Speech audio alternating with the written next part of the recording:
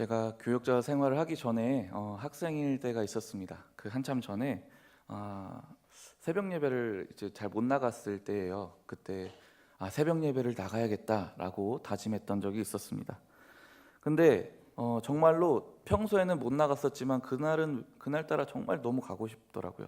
특히 그날 밤에 전날 밤에는 무슨 일이 있어도 꼭 가야겠다라고 마음에 막 불타올랐어요. 그래서 잠을 잤습니다. 잠을 자려고 눈을 감았는데 잠이 잘 안 오는 거예요. 왜냐하면은 이 새벽에 제가 그 새벽 예배 나갈 시간에 자동으로 눈이 딱 떠집니까? 물론 이제 그러신 분들도 있겠지만 저는 그렇지를 않았어요. 그러니까 새벽 예배 갈 시간에 맞춰서 딱 눈이 떠지지를 않으니까 알람을 맞춰야 되잖아요. 근데 희한하게도 이 새벽 예배는 나가고 싶은데 알람은 맞추고 싶지가 않더라고요. 그 마음을 여러분들이 이해를 하신다면 네, 참 감사하겠는데요. 되게 고민을 했습니다. 고민을 하던 끝에 결국 저는 알람을 맞추지 않았습니다. 대신에 하나님께 기도를 했어요. 하나님, 제가 만약에 내일 새벽에 꼭 나가야만 한다면 저를 깨워주십시오. 그러나 만약에 안 깨워주신다면 안 나가도 되는 줄 알고 푹 자겠습니다. 한참 전에 그랬습니다.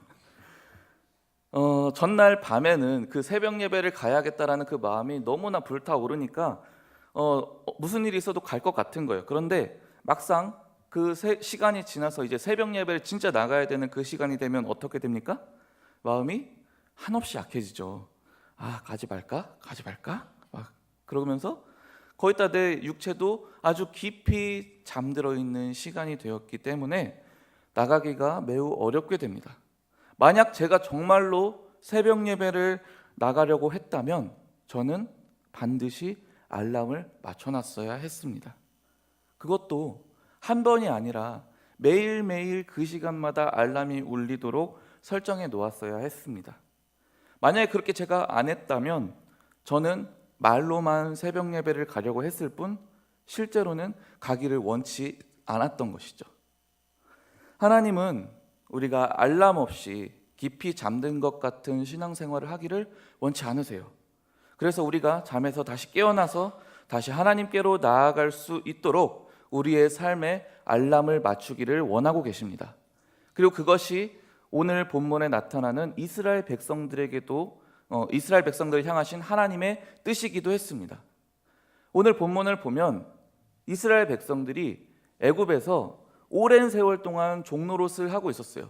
근데 그 종노릇을 할 때 너무나 그 고되고 중한 노동에 시달리면서 하나님께 구원해달라고 살려달라고 그렇게 간절히 외쳤습니다. 그들의 그 울부짖음을 보신 하나님께서는 그들을 구원하시기 위해 인류의 역사 속에 직접 개입하십니다. 근데 그 개입이 참 놀라운 일이었습니다.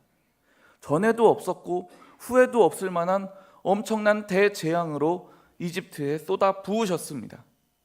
하나하나가 너무나 커다란 재앙들이었고 그래서 지금은 그것을 가지고 영화까지 만들 정도로 너무나 큰 재앙들을 내리십니다. 그 중에서도 특별히 그들을 완전히 구원하시기 위해서 하신 그 기적의 절정이 바로 오늘 우리가 읽은 본문 속의 배경인 10번째 재앙입니다. 이 재앙은 이집트 전역에 있는 모든 생명체, 곧 사람으로 시작해서 가축에 이르기까지 또 이집트인으로부터 시작해서 모든 이스라엘 사람들까지 포함해서 첫 번째로 태어난 생명체들을 다 죽이는 아주 무서운 재앙이었습니다. 그러나 하나님은 이스라엘 백성들만은 살리기를 원하셨습니다. 그래서 하나님이 그들에게 한 가지 특별한 제안을 하십니다. 그들에게 어린 양을 그 전날 밤에 미리 잡으라고 하시고 그 피를 대문의 좌우와 임방에다가 바르라고 하셨습니다. 그렇게 하면 그 피가 묻어있는 그 집마다 이 죽음을 피할 것이라는 약속도 주셨습니다. 어떻게 되었습니까? 그 약속 그대로 이집트 전역에는 엄청난 죽음의 대재앙이 내렸지만 이스라엘 백성들은 단 한 명도 죽지 않고 모두 살아날 수가 있었습니다. 이것은 정말로 엄청난 기적이었습니다. 하나님이 누구십니까? 온 땅의 주 되시는 분이십니다. 이 세상의 모든 역사와 모든 나라를 주관하시고 다스리시는 분이십니다.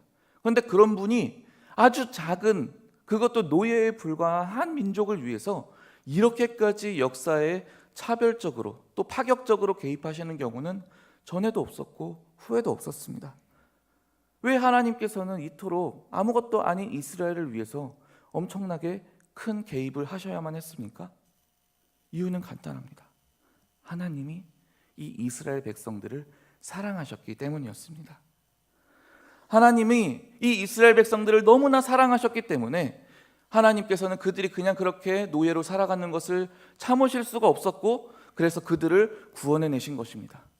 그렇기 때문에 그 파격적인 것만큼 이 은혜는 참으로 크고 놀라운 것이었죠.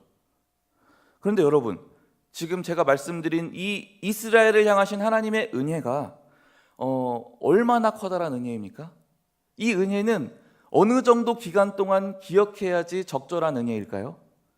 한 3년 정도 그것을 묵상하면서 감사하면 충분합니까? 5년? 10년? 그럴 리가 없습니다.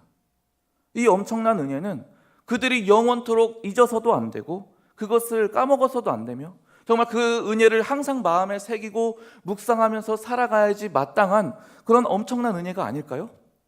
그런데 놀랍게도 그 은혜가 식어져 가기 시작합니다.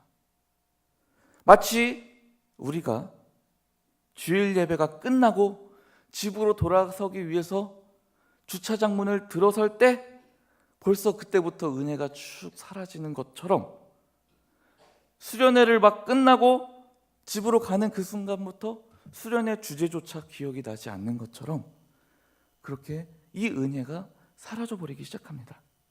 실제로 이스라엘 백성들은 이 놀라운 은혜의 경험한 끝에 곧바로 이제 홍해를 건너서 이제 가나안 땅으로 가는 여정을 시작합니다. 그런데 그 여정을 시작한 지 얼마 되지 않아서 바로 불평하기 시작해요. 물이 없다고, 먹을 것이 없다고. 왜 우리를 이집트에서 건져내셨냐고.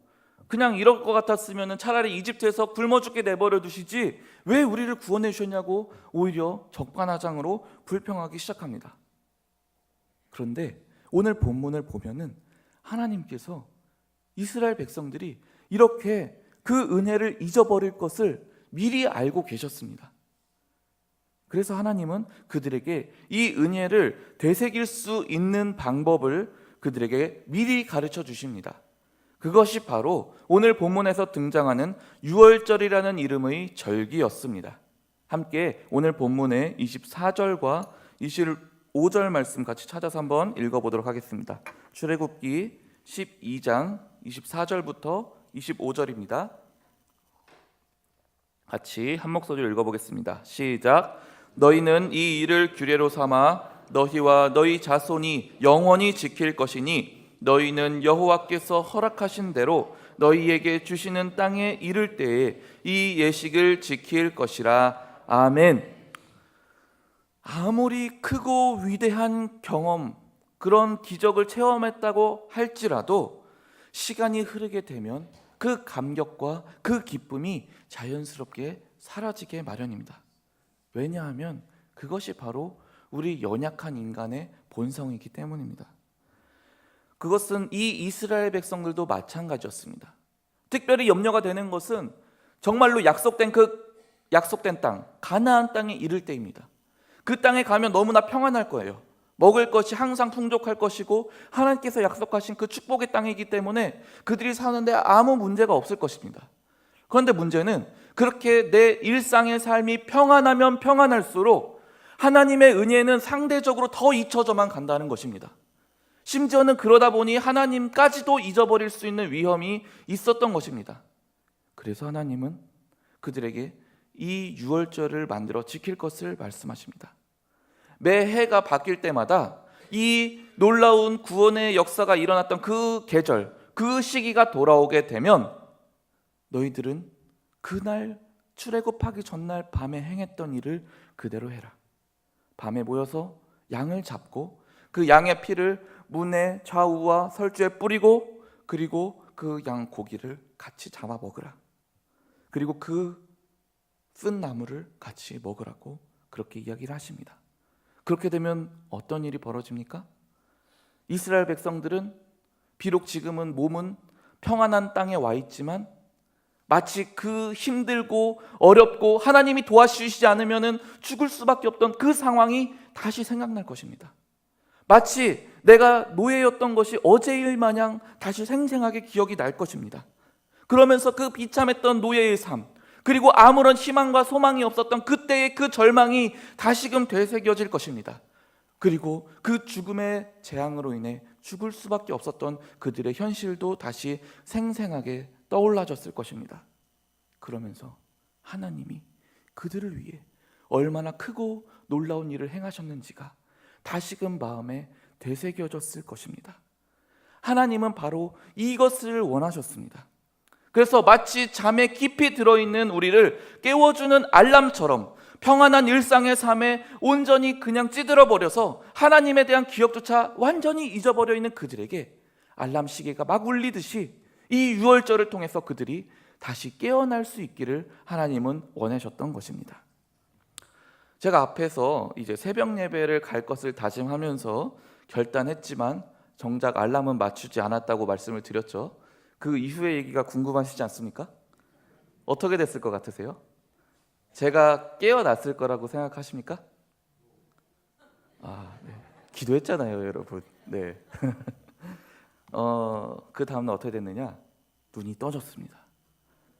제가 차를 타고도 20분을 가야 되는 거리인데 하나님이 그 준비하고 차 타고 가면 딱 맞을 때 그때 딱 깨워주시더라고요. 제가 알람을 맞췄다면은 이때 일어나야지 하고 생각했던 바로 그 시간에 눈이 딱 떠진 거예요. 지금도 그 장면이 생각이 납니다. 어떻게 했겠어요? 이건 하나님이 실수하신 거야 하고 제가 다시 감았겠습니까? 그냥 그대로 일어나서 이건 무슨 일 있어도 가야 되는구나 해서 새벽 예배를 갔습니다. 잘 다녀왔어요. 해피엔딩으로 끝났죠? 아닙니다. 이건 해피엔딩이 아니에요. 그날은 새벽 예배 잘 다녀왔습니다. 그런데 그 하루가 끝나고 저는 언제 그랬냐는 듯이 이 머릿속에서 이 새벽 예배라는 단어 자체가 아예 지워져 버렸어요. 그래서 새벽 예배와는 전혀 상관없는 삶을 다시 살기 시작했습니다. 시계 알람을 맞추기는커녕 새벽 예배를 계속 나가야지 하는 그 의지 자체가 완전히 사라져 버린 겁니다. 우리 사랑하는 명성제일교회 성도 여러분, 왜 우리가 이 이른 새벽 아침부터 여기에 나와 있습니까? 왜 피곤한 몸을 이끌고 주말에 쉬지도 못한 채 여러 가지 봉사를 하고 예배도 드리고 셀 모임도 하고 내 돈 내가지고 힘들고 어려워하는 성도님들 도와주기도 하고 왜 그렇게 합니까? 왜 우리의 몸과 마음을 그리고 우리의 시간을 왜 하나님께 쏟아붓습니까? 하나님이 나를 사랑하시기 때문 아닙니까? 그 하나님이 나를 구원해 주셨기 때문이 아니겠습니까? 마치 이스라엘 백성들처럼 죽을 수밖에 없던 우리를 하나님이 참을 수가 없어서 그 놀라운 사랑으로 우리를 구원해 주신 것 아니겠습니까? 그 갚을 길 없는 은혜 때문에 우리가 지금 이 자리에 앉아 있는 것 아닙니까? 그 은혜가 너무 감사해서 그냥 가만히 있을 수가 없기 때문에 이 자리에 앉아 있는 것 아니겠습니까? 그렇다면 우리도 우리의 삶 속에 이 알람을 맞춰 놓아야 하지 않겠습니까? 그런데 언제부터인지 이 우리의 마음이 식어져만 갑니다. 예배를 드려도 마음이 점점 무뎌집니다. 그래서 감동이 덜해져요. 마음이 식어져요. 냉랭해져 버린 내 모습을 발견하게 됩니다. 마치 거짓말처럼 그 좋았던 은혜의 기억들이 잊혀져 가기 시작합니다. 점차 신앙생활이 형식적으로 변해갑니다. 그렇게 내 모습이 은혜 안에 머물지 못하게 되니까 내 삶에 하나님께서 원하시는 그 아름다운 열매들이 맺혀지기는커녕 자꾸만 과거의 모습, 옛날 그 옛사람의 모습, 그 죄악의 열매들만 점점 더 맺혀져 갑니다. 이것은 다른 게 문제가 아닙니다. 우리가 하나님의 은혜 안에 머물지 못하고 있기 때문입니다. 그러면 어떻게 해야 합니까? 우리도 우리의 삶에 알람을 맞추어야만 합니다. 세상에 자꾸만 빠져버릴 것 같을 때, 옛날에 내 모습으로 다시 되돌아가져만 갈 것 같을 때, 그 알람 소리가 나의 잠들어가는 내 영혼을 깨울 수 있도록 우리는 미리 깨어있을 때 알람을 맞추어 놓아야만 합니다. 하나님의 은혜를 잊고서 내 마음대로 살아갈 만한 그 시간 다 예상되잖아요. 그 예상되는 그 시간에 알람이 울리도록 우리는 미리 준비해야만 합니다. 그렇다면 우리는 어떻게 알람을 맞출 수 있습니까? 이 시간에 간단하게 3가지만 말씀드리도록 하겠습니다. 우리는 그 알람을 1년 단위로도 맞출 수가 있고, 일주일 단위로도 맞출 수가 있고, 하루 단위로도 맞출 수가 있습니다. 우리가 최근에 사순절과 부활절이라는 절기를 지났습니다. 이것은 여러분들도 이미 신앙생활을 오래 해보셔서 아시겠지만 이 절기들은 매년 같은 시기가 되면 찾아옵니다. 안타깝게도 우리의 평소의 삶에 항상 나를 사랑하사 나를 위하여 자기 자신을 버리신 예수 그리스도에 대한 묵상이 항상 있어야만 되는데, 안타깝게도 그러지를 못할 때가 많죠. 혹 있더라도 그 의미에 대해서 깊이 묵상하면서 우리가 그렇게 지내는 경우가 별로 없습니다. 그렇기 때문에 사순절은 우리에게 매우 중요한 의미가 있습니다. 평소에 다른 때에도 당연히 예수 그리스도를 묵상해야 되지만, 특별히 1년 중에 바로 이 시기가 되면은 예수님이 실제로 십자가에 못 박히셨던 것을 기억하면서, 아, 사순절이구나, 나를 사랑하신 하나님의 아들께서 나를 위하여 십자가에서 자기 몸을 찢으신 그날이구나, 내가 이 죄악된 생활을 끊어야겠구나 라면서 나의 그 일상의 더러운 생활 속에서 우리가 다시 하나님께로 돌아가야 되는 그런 시기입니다. 우리가 매년 성찬식을 합니다. 성찬식 할 때 왜 우리가 성찬식을 행합니까? 단순히 빵 한 조각, 포도주 한 잔을 마시기 위해서 하는 겁니까? 그럴 리가 없습니다. 일상에 젖어 있는 우리의 삶, 예수 그리스도의 그 십자가 보혈을 잊어버린 우리의 삶 가운데에 다시금 하나님이 나를 위해서 무슨 일을 행하셨는지를 되새기는 것입니다. 그래서 성찬식을 행할 때에, 그 사순절을 지낼 때에, 부활절을 지낼 때에 우리는 그 은혜를 다시 한번 마음에 되새기기 위해서 마음과 힘과 뜻을 쏟아야만 합니다. 이렇게 우리는 1년마다 몇 번의 절기들이 있습니다. 앞으로 우리 교회에서도 계속 절기가 찾아올 것인데, 그 절기 때마다 여러분 그냥 단순히 또 부활절이 왔구나, 또 성령감림절이 왔구나 이렇게 생각하실 것이 아니라, 그 절기를 미리 우리가 준비하면서 다시금 그 원래 이 절기를 우리에게 허락하신 그 하나님의 뜻을 헤아리면서 우리가 다시금 영적으로 깨어나야만 합니다. 그리고 우리에게는 일주일의 단위의 주 주기가 있습니다. 제가 청년 리더들한테 평소 신앙생활에 대해서 한번 물어본 적이 있어요. 신앙생활 할 때 일주일 동안 얼마나 은혜 안에 머물고 있냐라고 물어보니까, 감사하게도 모두들 최소한 주일부터는 은혜가 넘친대요. 그래서 언제까지 가냐? 평균적으로 화요일까지 간대요. 그럼 무슨 얘기입니까? 반대로 수요일부터 토요일까지는 은혜 안에 머물기가 어렵다는 거죠. 저는 여기 계신 분들은 틀림없이 더 오래 지속될 거라고 믿습니다만, 비슷한 증상을 보이시는 분들이 있을 겁니다. 그래서 우리에게 무엇이 있습니까? 수요 기도회가 있고 금요 기도회가 있는 것입니다. 우리가 물론 주일마다 이곳에 와서 은혜를 받기는 하지만 그것만으로는 우리가 일주일 내내 하나님의 은혜 안에 머물기에는 조금 부족합니다. 사람마다 다르지만 특별히 우리들처럼 더 연약한 사람들은 그 일주일 내내 그 은혜 안에 쭉 머물기가 힘듭니다. 그래서 우리는 수요일날 그 주기의 중간급에 그 예배들을 우리가 지키는 것입니다. 그 예배에 들어감으로써 우리의 마음이 식어질 뻔했다가 다시 한번 되살아나는 것입니다. 이 일주일의 주 주기를 여러분들이 온전히 지키시길 바랍니다. 물론 여기 계신 분들은 대부분 다 그 주 주기도 잘 지키고 계시겠지만, 혹여나 그 주 주기를 잘 지키지 못하고 계셨던 분들이 계시다면 한 번 더, 주일날만 지켰던 분들은 수요 기도회까지도, 또 수요 기도회 잘 나오셨던 분들은 금요 기도회까지도 더 나오시기 바랍니다. 그럴 때 여러분들은 이 세상의 평안한 일상에 안주하지 않고 하나님께서 원하셨던 대로 그 유월절을 매일의 삶 속에서 지키면서 그 놀라운 구원의 은혜의 감격 안에 내 스스로를 계속 세워둘 수 있을 것입니다. 마지막으로 우리에게는 하루 단위의 일주기가 있습니다. 우리는 사실 하루 24시간 내내 하나님의 은혜 안에 머물러야만 합니다. 그러기 위해서 우리에게 무엇이 필요합니까?